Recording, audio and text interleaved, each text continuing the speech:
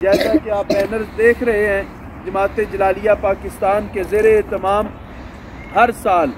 افضل البشر بعد الانبیاء بالتحقیق یار غار محبوب یار مزار محبوب حضرت امیر المؤمنین خلیفہ رسول بلا فصل حضرت سیدنا ابو بکر صدیق رضی اللہ تعالی عنہ کی خدمات عالیہ کو خراج تحسین پیش کرنے کے لیے ملک بھر میں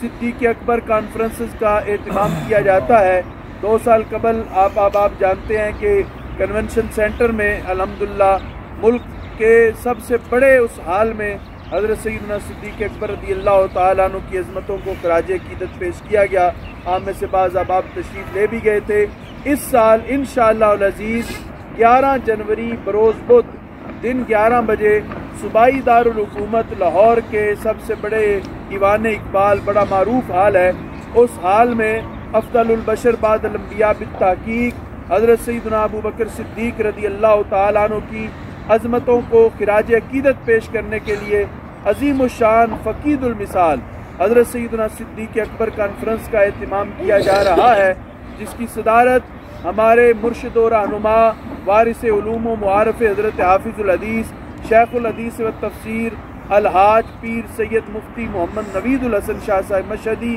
سجادہ نشین آستانہ عالیہ بھکی شریف سربراہ جماعت جلالیہ پاکستان آپ اس کانفرنس کی صدارت فرمائیں گے، اور آپ کے علاوہ ملک بھر کے نامور علماء کرام،